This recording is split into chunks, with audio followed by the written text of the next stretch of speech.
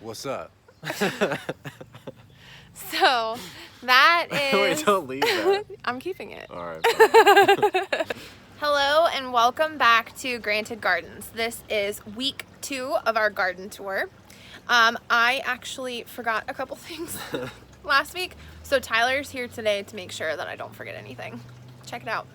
All right, so Melissa forgot some of these. We didn't label a lot of these, but I remember most of them. So these are the Brad's Atomic. They've gotten a little bit bigger. We actually have 5 plants in here, but pretty sure that's even a sucker that I pulled off. These guys, actually all the tomatoes and all the peppers, we put Epsom salt in when we planted them too. I don't know if that's really going to make a big difference. I'm not sure. I feel like they're progressing normally. But like I said, Brad's Atomic here, purple basil that we got in the middle. Another purple basil. These are the blueberry cherry tomatoes. Doing good, get some flowers on them.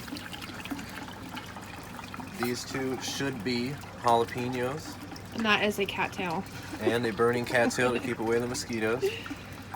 Marigold, starting to get some extra flowers on those. These are Melissa's pepperoncini peppers. Which look, show us. They definitely need a little bit of staking help. We've got some babies coming here. Definitely need a stake. Zoop. Done. This is the on deck corn. Check out this corn, y'all, in 1 week. In 1 week. I have such high hopes for this. These two are mortgage lifter tomatoes. Looking pretty sparse because we just recently trimmed off some of the suckers and some of the bottom branches on almost all of these tomatoes have been done. So they're a little sparse now, but they'll grow up and spread out from there. Also got plenty of sets ready to go. Zucchini plant, doing good, even got a little zucchini in there. I can't believe that we are already getting fruit. I think this little pot right here was bee mix or something, right? Yep. So bee mix of flowers. That's the comfrey doing pretty good down there. I'm actually going to start trimming from this one and try to make a fertilizer using some of the leaves. There's a strawberry back here hiding, clinging on to dear life, seeing what he'll do. These are some tender green bush beans. Not sure what they're doing yet. I'm assuming because the pot is so big that their roots are growing very rapidly right now, so eventually once they hit the edge I feel like they should take off. Yeah, I don't feel like they've changed much since last week, but they're not dead, so progress. This is a citronella geranium plant that Melissa just planted today. Did we say what this is? Oh, this is a mortgage lifter, same as those two. Okay. And supersets on him. Alright, so over here we have an Anaheim pepper. So that's going to be milder, but still kind of like a banana pepper looking thing. This one next to it is a jalapeno, so I'm interested to see if they will cross-pollinate and maybe make these a little more spicy. We'll see. I believe this is another zucchini plant with a number of zucchinis on it. Got one chubby one in the middle and a little baby over here. Plenty of flowers on him too. So what's fun about these that we've learned recently is there are male flowers and female flowers. So the male flower will look like this. It'll shoot right up and go right to a flower. Now the females will have a bit of a start behind them here. So that's how you can tell the difference. And the male flowers, a lot of times people will actually pick them and fry them. And we haven't tried that yet, but I want to. Alright, so these are lemongrass. These 2 pots right here. Doing pretty good. We grew these from seed inside and they took to it pretty nice. I actually planted these in pretty heavy clumps just because it's a grass, so I feel like that would be the best course to take. This one a little smaller, but I know that this one had more seeds that germinated than this guy, but hopefully he'll spread out a little too. These are 3 echinacea plants. They're planted pretty close together, but that's because these are the only 3 out of about 35 starts that I tried to get of these echinacea plants, and only these 3 germinated. So They're in a tight configuration here because I'm going to wait until they bloom, and then I'm going to actually harvest the seeds from them and restart the seeding. That way I can get a larger group out and in the ground, because these are perennials, so they'll come back. So this was one that I forgot last week while I was up here doing the video. I could not remember it. Echinacea. All right, so these two are jalapenos yet again. Jalapenos. This one, I don't know if you can tell in the video, but we'll kind of show you. The stems on these have like purple striations on them, and this one does not, which makes me think that this is an Anaheim, along with the other one that does not have those purple streaks going up there. Plenty of flowers. I actually have been topping all these peppers and pulling the flowers off in the beginning to let them kind of bush out, and as you can see, they've definitely started to spread in the middles. Two more bee mixes, I believe, there. Still the rescued plant out of the yard, which will probably return to the yard here soon. And some on-deck corn. You can see he's already shot his silk up, so there's a baby corn in there. And then once this comes all the way out, that will actually pollinate and help the corn grow. But at that point, I'm pretty sure we're just going to pull that out and turn that into a Chinese food baby corn. Lettuce over here. Lettuce. This is the semi-spicy stuff. This is the regular lettuce. I believe we grew all that from seed last year as well. Pumpkins. Melissa found this one, I think, underneath of a pot or something like that, and it was already sprouting with almost no sun, I guess. And so we put him in here with the other pumpkin, who is definitely growing, maybe a little slow. He didn't have the greatest start either. We got a cayenne pepper in the corner, a Mad Hatter, Melissa's favorite from last year. We got that back from the seeds from last year, I believe, right? Yep. Probably another jalapeno, same thing, purple striations in the thing to make it kind of seem that way. This one, I'm not 100% sure. Same thing, got the streaks. Probably a jalapeno, but it kind of looks like the pepperoncini over there. But this one, I did not top. So as you can see, a lot of the peppers that you've seen have been topped. That's why they're very short, but very lush in foliage, while this one is tall and skinny. A little too late to cut this and top it. Probably just best to leave that alone for now and see what happens. And then in the back there, in the two baking trays, are ginger. Trying that new this year. I'm trying to figure out a good planter situation for those. That way I can really propagate that, but I want to be able, at the end of the season, to take them inside, keep it growing. That way I have rhizomes to start in the ground next year. But we're still working on where to put those. Now we're going to head down to another part that I forgot last week. I'll let Tyler walk you through it. Alright, so this is the food forest, otherwise known as the pawpaw garden or pawpaw forest, depending on who you ask, but it's the food forest. So we've got a couple things going on here. If you've ever seen this area since we started, except in the very beginning, where it was just us putting down the cardboard, mulch, compost, stuff like that in there, the pawpaws actually had the shade cloth around them, because you want them to be kind of shaded for the first year or two. This is their actual second season, so maybe a bit early, but I feel like they're tall enough that they'll be fine. Not to mention, it's not hot sun here all day long. So these big broad-leafed plants coming up sporadically in the front row here, those are all comfrey. They are non-bocking, so they will not go to a seed that can respawn themselves, but the roots in the ground will grow outward and spread the plant that way. It's just a little bit slower, which makes it much more manageable. These guys will actually be the chop and drop fertilizer for this area, but like I said in the beginning, since they're so small, I really just want to trim them and take those leaves and try to make a liquid fertilizer out of it that I will then spread in just this area, because I don't think I want to just cut them down when they're so new. So we'll try doing it this way. And then these here, these two, are the pawpaws on this side, and over there are two more pawpaws. I actually planted them close together, that way I can train them together, not to graft them together, but to keep them close in a clump.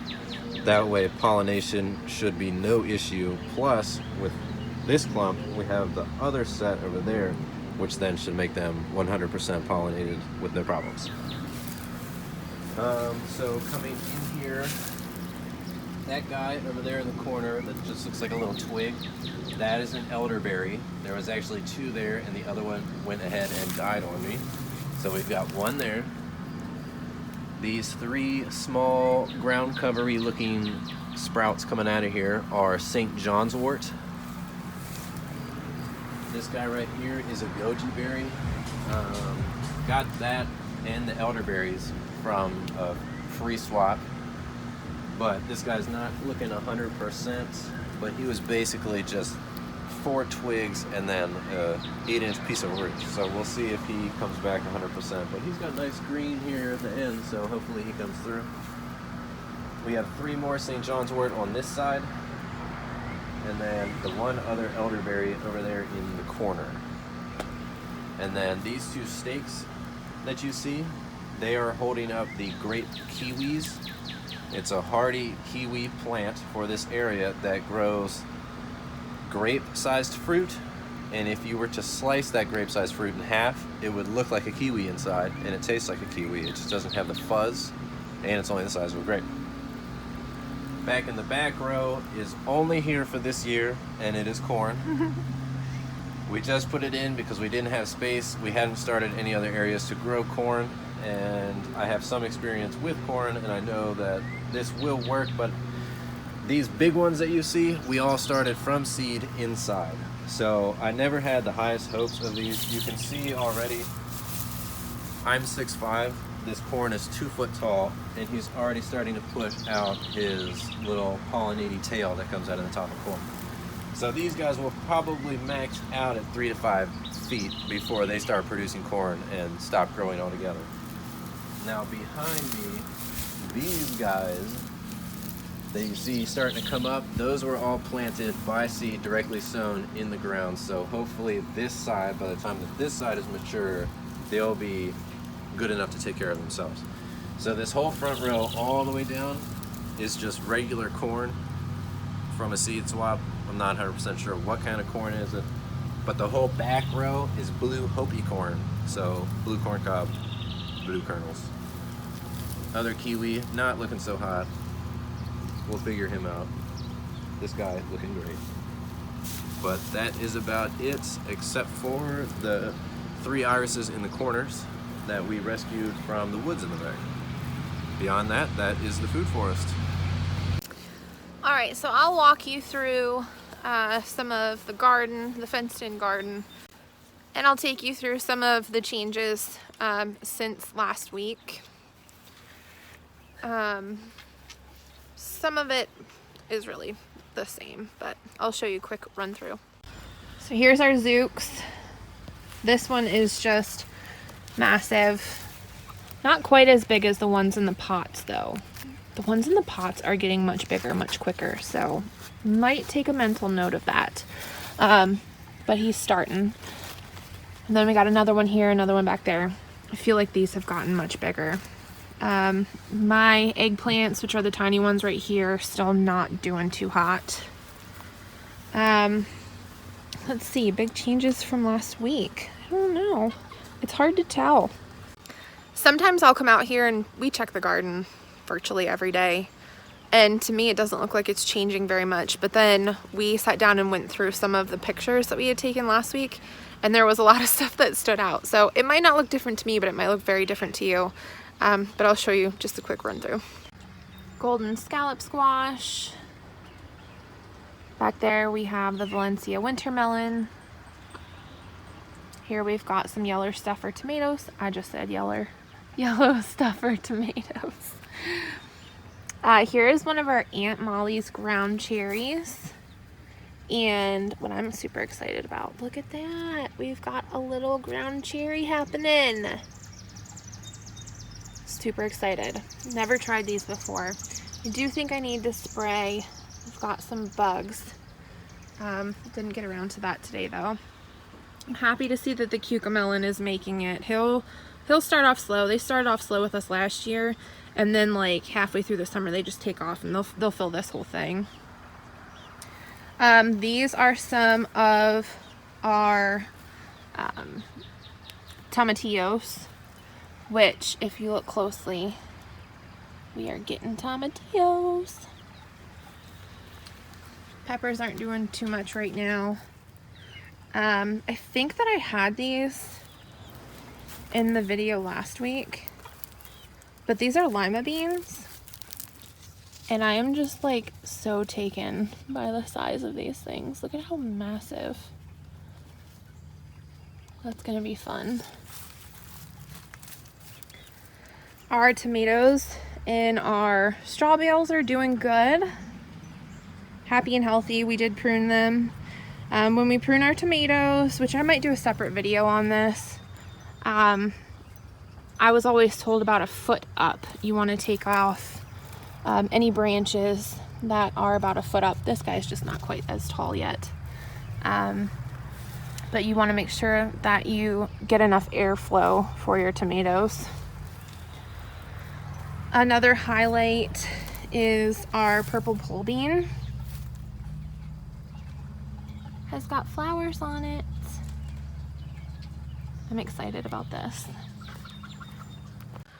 So this year, I really tried to experiment with beans and peas, and by the time that we had like put seed starts in, and then by the time that you actually bring them outside, you lose a lot of them, okay? They die off for whatever reason under the sun. So I was really excited about the purple pole beans, and I was really excited about the scarlet runner beans. Those were going to be my highlight this year, and honestly, so far, I would recommend them 100 times over, because they are the two that are like actually taking off right now. So I'm going to show you the scarlet runner bean.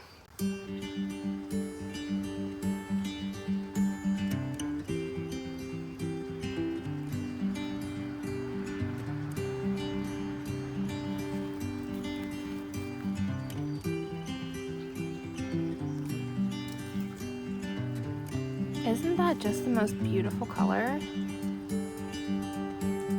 Even if not for growing these for food purposes, just from like the beauty factor alone, oh, I would do it again, definitely.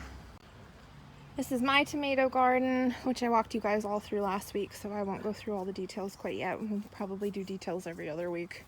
But again, I pruned them.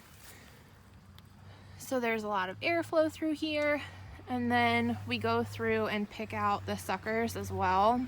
And if you're not sure what a sucker is, here's a good example. Suckers are these little branches that come off like right in the crevice here of your tomatoes, okay? And basically this is the plant just trying to get bigger, but once they reach a certain size, like it's better to just pinch them off, because you want your tomato plants to start focusing on creating flowers and creating tomatoes. And if you've got a bunch of these, they're just going to focus on getting bigger, and it takes the focus away from fruit. So we come through, I just pick them off with my nail if they're small enough. And that helps to keep your plants healthy. I did direct sow some peas in here. These were the peas from last year that I love so much. One of the ones that I direct sowed is coming up. This one was one that we started from seed. But I think I've direct sowed, about 3 times now at this point, and I'm just hoping that they come back, because those were my favorite. Over here is our second set of our experiment for the year, which is growing in hay bales, straw bales, and we actually have a tomato. So exciting. We got 2, look at that. I think those are the painted lady, and it's easy to tell because the painted lady, their leaves are like variegated, so they've got different colors to them, so it's pretty easy to identify her. More beans. These ones are Cherokee Trail of Tears, which we started from seed, and a lot of them kind of died off after we planted them, so I direct sowed a bunch, and you can see them coming up. Those came up super easy for me, the ones that I direct sowed of the Cherokee Trail of Tears. And we have flowers.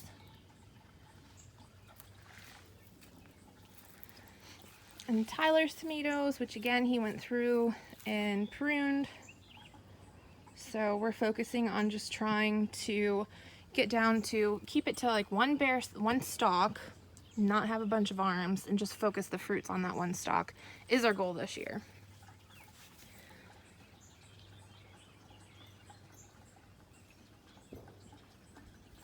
I'm gonna do a highlight of my loofahs.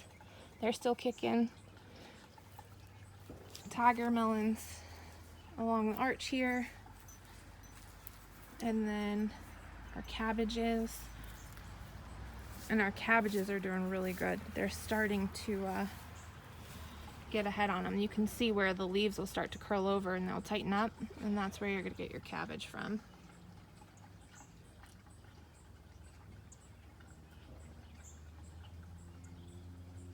Absolutely beautiful.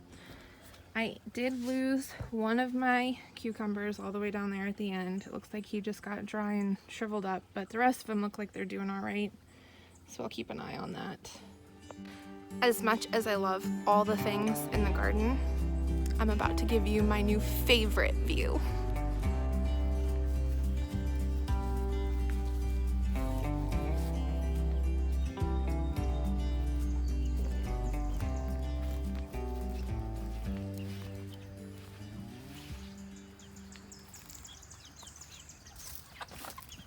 Hey, pretty girls.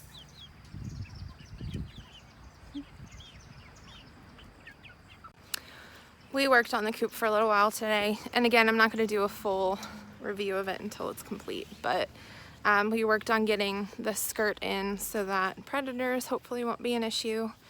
So we let the chickens out today to kind of roam around, and it's so fun being in the garden with them right there, just being able to look over and see all of them having a ton of fun. New garden buddies. So here we are at the herb garden. I just wanted to do a quick shot of this. We did go through and prune some of this, and we cut off the top of the spearmint and some of the oregano, rosemary, oregano back there. Sage, the garden sage. The garden sage on the back. And then I have a new addition, and this is our lemon balm. I've been ranting this entire time about how we've grown everything from seed, and Tyler did actually buy me lemon balm seeds, and I did start them, but they're very, very tiny. So I caved and I purchased plants and lemon balm was one of them because I just don't want to live without it. So I bought one and we added it to the herb bed. What's up? So that is... Wait, don't leave that. I'm keeping it. All right. So that is the update for week 2 of our garden tours. Thank you guys so much for watching. We look forward to sharing more with you soon.